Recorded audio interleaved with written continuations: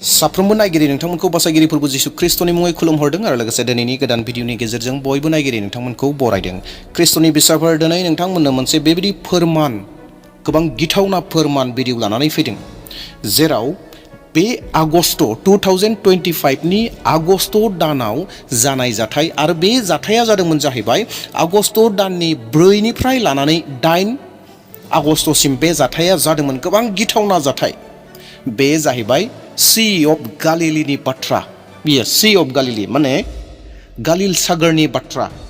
जि गालिल सागोरा साफा, गोजों, नायनो मोजां दै, गोबां गोजोंथार, गोबां साफा थाबाय थायो। बे दैया हरखाबै थै बायदि जाजोबदों, थै बायदि गोजा जादों। आरो बे जानाय जाथाया बबेबा गोदो गोदायनि जानाय बाथ्रा नङा।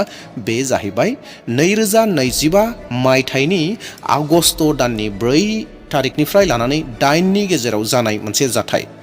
दा नोंथांमोननो बेबायदि मोनसे सोमोनांथाव फोरमान, बाइबेलनि जिथु बुंनाय बाथ्रा, मोनसे जाफुंसार बाइबेला जिहेतु जोंनो होनानै दोनखादों जे जोबनाय बोथोर फारसे बेबायदि सोमोनांथाव जाथायफोर जागोन होननानै बुंनानै दोननाय बेबायदि, जेराव इजराइलफोरखौ फाराव राजाया जोबथेनानै दोनदोंमोन। बै समाव मुसि आरो हारुना इजराइलारिफोरखौ फारावनिफ्राय दैख'बोनो थाखाय दैख'नायाव मोनसे सोमोनांथाव खामानि सिन दिन्थिदोंमोन। आरो बे जाहैबाय बे गालिल सीयाव गोजा, जेब्लानो इसोरनि आशीर्बाद मोननाय पगनखौ, मोनसे लावथिखौ दैयाव होदोंमोन, अब्लाना गासै दैया थै बायदि गोजा जाजोबदोंमोन। थिग बेबायदिनो दिनै गालिल सागोरा बेबायदि गोजा जादोंमोन। अनजाग्राफोर, बै समाव इसोरा मुसि आरो हारुननि गेजेरजों मोनसे सोमोनांथावखौ दिन्थिदोंमोन जे इसोरा बेबायदि खामानिखौ मावनो हायो, गोख्रैनो इजराइलारिफोरखौ हगार हरदो होननानै दिन्थिनो थाखाय, फोरमान होनो थाखाय बै समाव मुसि आरो हारुनखौ बाहायनानै इसोरा फारावनो दिन्थिदोंमोन जे मा मावनो हायो मा मावनो हाया, जेराव गासै दैखौ गोजा खालामदोंमोन। नाथाय दिनै जिसु ख्रिस्ट'आ मिथिंगाफोरनि गेजेरजों जोंनो दिन्थिदों दि जे समा खाथिनिख्रुइ खाथि जाबोगासिनो दङ।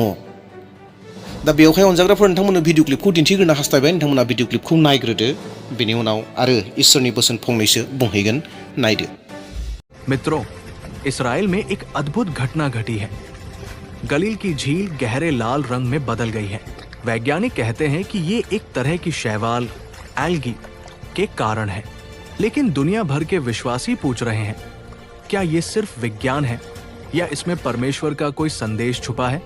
क्या ये अंत समय की भविष्यवाणी का एक और संकेत है? अगस्त 2025 की शुरुआत में इसराइल की गलील की झील का पानी अचानक गहरे लाल रंग का हो गया। यही वही झील है जहां यीशु ने पानी पर चला, आंधी को शांत किया और अपने चेलों को बुलाया।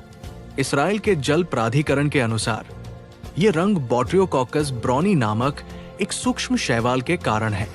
ये हानिकारक नहीं है, लेकिन बहुत दुर्लभ है और पूरी दुनिया का ध्यान खींच रहा है। निर्गमन 7 का 20 और 21 में हम पढ़ते हैं कि मिस्र में नील नदी का पानी रक्त बन गया था। ये 10 विपत्तियों में से एक थी। प्रकाशित वाक्य 16 का 3 और 4 में लिखा है कि अंत समय में समुद्र और नदियां रक्त के समान हो जाएंगी। भले ही गलील का ये पानी असली रक्त नहीं है, लेकिन इसकी तस्वीर हमें उन बाइबल की भविष्यवाणियों की याद दिलाती है। यीशु ने कहा कि अंतिम दिनों में संकेत होंगे, युद्ध, भूकंप, अकाल, और ये सब पीड़ा के आरंभिक दर्द जैसे होंगे। परमेश्वर कभी कभी प्राकृतिक घटनाओं का उपयोग अपने लोगों को चेतावनी देने के लिए करता है। सवाल यह है, क्या हम जाग रहे हैं? चाहे ये एक भविष्य सूचक संकेत हो या केवल प्राकृतिक घटना, ये हमें रुककर सोचने पर मजबूर करता है। वही गलील की झील जहां यीशु ने कहा था, मेरे पीछे हो ले, शायद आज हमें ये मौन संदेश दे रही है, समय कम है। क्या हम तैयार हैं? क्या हम सुसमाचार बांट रहे हैं? क्या हम मसीह के और करीब आ रहे हैं? भविष्यवाणी का उद्देश्य हमें डराना नहीं, बल्कि हमें विश्वास योग्य बनाना है। मित्रों, अब समय है कि हम पश्चाताप करें, सुसमाचार पर विश्वास करें और उसके आगमन के लिए तैयार रहें। लाल पानी तो कुछ दिनों में फीका पड़ सकता है, लेकिन परमेश्वर का वचन सदा बना रहता है। ख्रिस्ट'नि बिसाफोर नोंथांमोना बे भिडिअ क्लिपखौ नुबाय आरो थारैनो सी अफ गालिली गालिलनि सागोरा माबायदि गोजा जादों नोंथांमोननि मेगनजों नोंथांमोना नुदों। गोबां गिथावना, गोबां सोमोनांथावना। बे जाहैबाय जेब्ला जोङो धोरोमनि लामाजों बाइबेलनि लामाजों जेब्ला जोङो बाथ्राखौ नायगोन, जोङो नुनो मोनगोन जे मोनसे गिथावना फोरमान इंगितखौ नुनो मोनगोन।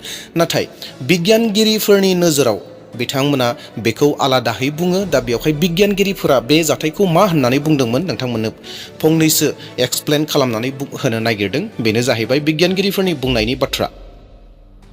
इजराइलनि दै बिबानगिरि आरो किनेरेट लिमन'लजिकेल लेबरेटरिनि बिगियानगिरिफोरा गोख्रैनो दैनि नमुनाफोर लादोंमोन। बिथांमोननि बिजिरसंनाया दिन्थिदोंमोन दि बे गाब सोलायनाया बट्रिय'कक्स ब्राउननि मुंनि मोनसे माइक्र' आल्गानि जाहोनाव जादोंमोन। बे शैवालफोरा सरासनस्रायै गोथां जायो, नाथाय गुदुं बोथोर, गोब्राब सान्दुं आरो दैयाव माखासे रासायनिक सोलायनायनि जाहोनाव बिसोरो गोजा गाबनि गाब हगारनो हमो। बे बिखान्थिखौ एल्गल ब्लुम बुंनाय जायो। दा बिगियानगिरिफोरनि बायदिब्ला बे दैया जेबो खहा गोनां एबा गिथावना दै नङा होननानै बिथांमोना बुंदों। जेरैहाय बे दैया सानस्रिनाय आरो दांनायनि थाखाय रैखाथि गोनां, डेट मिन्स खैफोदाव नङा होननानै बिथांमोना बुंदों। आरो बिनि उनाव बुंबावदों बेयाव जेबो गिथावना बिस गैया होननानै बिथांमोना बुंदों। आरो बिनि उनाव मोनसे संकेतखौ बुंदों, बे जाहैबाय नाथाय बेबायदि गोबाव सम बारनाया दैयाव अक्सिजेननि आंखाल जाहोनो हागौ, जाय नाफोरनि थाखाय खैफोद सोमजिहोयो एबा खैफोद सोमजिहोगोन। बिगियानगिरिफोरा बेखौ बुंदों। आरो बे गासै बाथ्राफोरा जाहैबाय बिगियानगिरिफोरनि राव। नाथाय ख्रिस्ट'नि अनजाग्राफोर, सरासनस्रायै जोङो मा नुनो मोनो? दैनि गाबा सरासनस्रायै जोङो बुङो जे दैयाव जेबो गाब थाया होननानै। नाथाय जेब्ला जोङो साफा दैखौ, गोग्गो दैखौ नुगोन, अब्लानिया जोङो गोजों नुगोन, माब्लाबा निला नुगोन। अख्राङा जेरै रं दङ, अख्रांनि रङा दैयाव रिफिफैयो, बेबायदिनो दैया गाबखौ लायो। माब्लाबा जोङो हानि गाबखौ मोननो हागोन, जेरै हाया गुबुंले नुयो। दा बेबायदिनो दैयाबो जानो हागौ। अखा फैयोब्ला दैनि गाबा सोलायो, गोग्गो जायोब्ला गोजों जायो। नाथाय सरासनस्रायै जोङो माब्लाबाबो गोजा दैखौ मोननो हानाय नङा। गालिली अफ सी अफ गालिली, गालिल सागरनि दैया माब्लाबाबो गोजा जाया आरो गोजा नंफेरा, गोदो गोदायनिफ्रायनो गोजा नङा। नाथाय हरखाबै 2025नि आगष्टनि 4 खालारनिफ्राय लानानै 8 जिसिम बेबायदि मोनसे गोजा नुनायखौ जोङो नुनो मोनदों। बे जाहैबाय अनजाग्रा ख्रिस्ट'नि बिसाफोर। बिगियानगिरिफोरा जेखि बुङा मानो, नाथाय बे साफ्रोमबो ख्रिस्टियान सुबुंफोरनि थाखाय, साफ्रोमबो सुबुं माहारिफोरनि थाखाय मोनसे संकेत।